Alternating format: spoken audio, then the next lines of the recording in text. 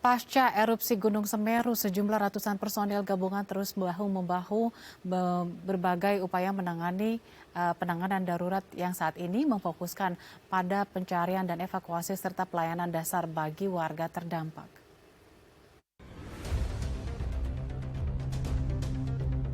Bencana erupsi Gunung Semeru menyisakan duka.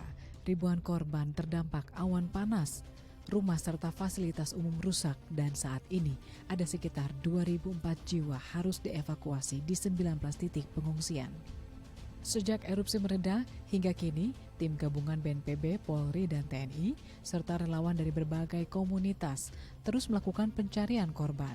Menurut data Badan Nasional Penanggulangan Bencana pada hari Senin melaporkan sebanyak 22 orang menjadi korban, 14 orang di Kecamatan Pronowijoyo dan 8 orang di Kecamatan Candipuro.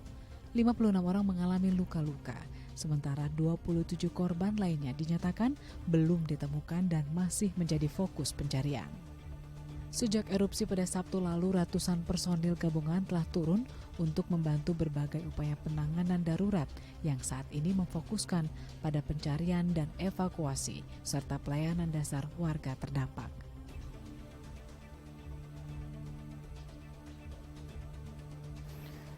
Baik, untuk mengetahui kondisi terkini pasca erupsi Gunung Semeru di Lumajang, Jawa Timur, kami akan berbincang dengan Bapak Muhammad Musa selaku relawan erupsi Gunung Semeru dari Salam Aid. Selamat pagi, Mas Musa. Ya, pagi. Apa kabar Anda di sana? Ya, alhamdulillah baik di sini beserta teman-teman juga semua alhamdulillah baik. Iya, mungkin Mas Musa bisa menceritakan kondisi terkini di sana, di lokasi erupsi. Apakah masih ada erupsi susulan atau bisa diceritakan? Ya, sampai dengan pagi ini alhamdulillah terpantau kondisinya cenderung baik. Meskipun tadi ada informasi di Kampung Kamar Kajang disterilisasi karena ada abu vulkanik yang turun. Tapi seperti yang kita lihat di belakang, Gunung Semeru sudah kelihatan Mahamerunya atau sudah cerah dan mudah-mudahan kita doakan kondisinya cenderung membaik. Gitu. Anda di sana membantu bagaimana mencari korban. Nah, saat ini seperti apa upaya yang terus dilakukan untuk mencari korban yang hilang? Salam Aid beserta SAR gabungan, tim SAR gabungan yang tergabung dari beberapa lembaga komunitas di sini terus melakukan upaya pencarian orang-orang hilang yang sampai dengan saat ini belum ketemu dan kemungkinan tertimbun. Upayanya terus-menerus sampai dengan tadi kita terus melakukan penggalian titik-titik sesuai dengan arahan keluarga atau tetangga atau masyarakat setempat. Misalkan ada satu lokasi yang memang di sini disinyalir ada ada warga, maka langsung melakukan penggalian, baik itu manual maupun dengan alat berat, karena ada beberapa titik yang memang alat berat tidak bisa masuk. Jadi relawan mencangkul titiknya untuk dengan harapan menemukan orang yang hilang tersebut. Ada berapa titik, Mas Musa, yang kira-kira diminta oleh pihak keluarga agar bisa dilakukan penggalian begitu? Banyak, Mbak, masih banyak sekali di sini, di Desa Sumberwulu, di Gubak Coroan gitu. Jadi itu banyak sekali gitu permintaan. Cuma memang mungkin karakter warga di sini juga yang cenderung silent. Jadi sangat tenang sekali memberitahukan ke relawan pelan-pelan. Jadi di sini Pak ada mungkin ada keluarga kami, ada tetangga kami. Jadi kami tidak begitu yang mendapatkan data sekian orang atau sekian ini terkubur di sini. Jadi kami juga harus secara aktif relawan untuk bergerak mencari informasi juga. Kira-kira dari yang diadukan hari ini saja, kira-kira ada berapa titik, ada berapa kira-kira korban yang dianggap hilang oleh keluarganya? Estimasi bisa sampai puluhan ya, karena ada beberapa pabrik atau perusahaan pasir juga ikut terkubur gitu, disinyalir di situ banyak karyawan, pekerja dan juga petani-petani gitu.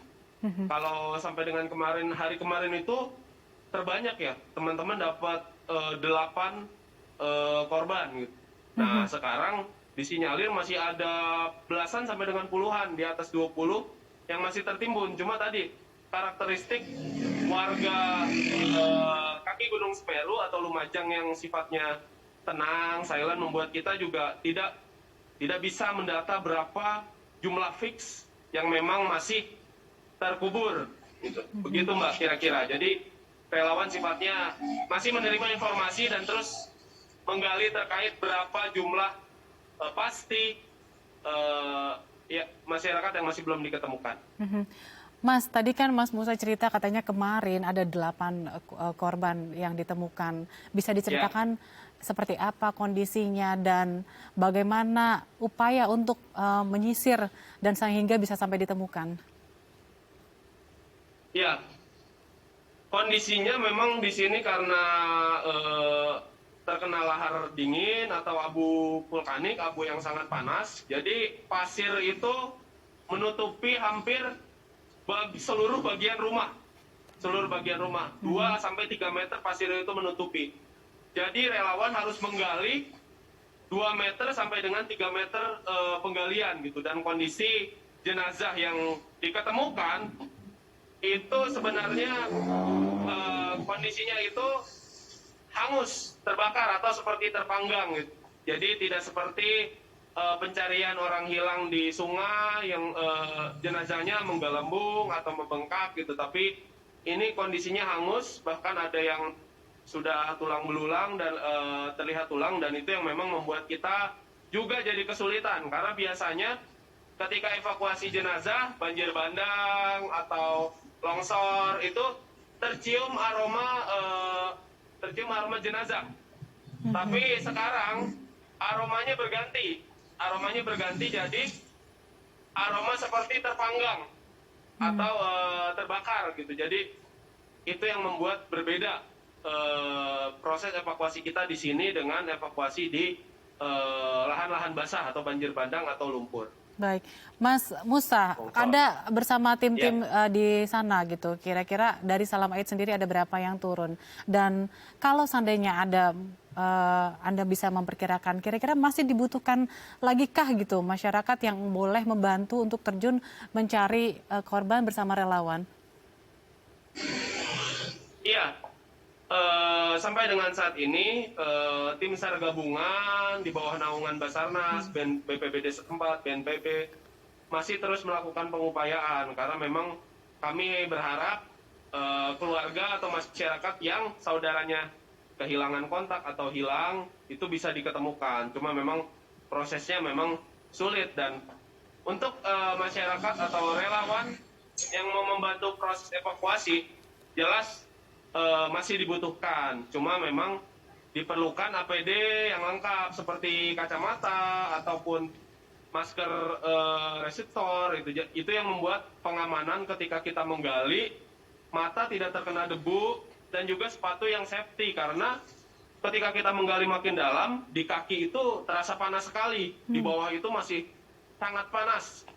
Jadi banyak teman-teman juga yang nggak kuat ketika menggali. Kalau misalkan di tangannya mungkin masih kuat, tapi kakinya pada panas gitu. Jadi teman-teman bergantian dan itu effort sekali gitu. Jadi silakan monggo untuk yang masih mau merapat untuk pencarian evakuasi jenazah masih sangat dibutuhkan sampai dengan mungkin 5 hari ke depan gitu, masa tanggap darurat erupsi Gunung Semeru. Baik, bagaimana dengan alat bantu begitu, Mas Musa? Apakah dibutuhkan alat berat lain atau mungkin skop atau mungkin juga alat seperti sepatu untuk supaya tidak panas begitu atau sarung tangan?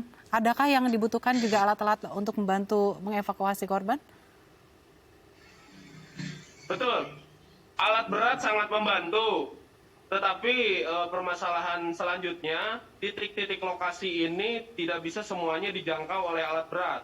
Alat berat dengan beban yang sangat berat itu sangat riskan ketika dibawa ke daerah-daerah yang memang masih karakter atau bahan atau pasirnya itu masih cenderung labil. Makanya di beberapa daerah kemarin di Kampung Renteng, Desa Sumberwulu, Kecamatan Candipuro, itu tidak bisa masuk alat berat. Jadi kami manual menggali pasir tersebut sampai dengan 2 sampai dengan 3 meter, dan itu sangat sulit sekali. Bahkan dari gabungan TNI, potensi SAR lainnya juga sangat berjibaku gitu. Jadi ada keterbatasan tertentu. Jadi sementara pakai SPO, pakai ini dengan tentunya APD, betul. Tadi pakai sarung tangan, pakai sepatu gitu. Dan pakai APD yang lengkap lainnya. Baik. Mas Musa, bagaimana juga dengan warga yang sekiranya masih adakah yang tinggal di tempat-tempat yang tidak aman dan sehingga Mas Musa bersama relawan yang lain harus mengevakuasi korban atau korban terdampak atau warga yang masih berada di lokasi tadi untuk dibawa ke tempat yang lebih aman begitu. Adakah warga yang masih tinggal di tempat yang tidak aman? Ada, Mbak. Kita juga tidak bisa menapik ya.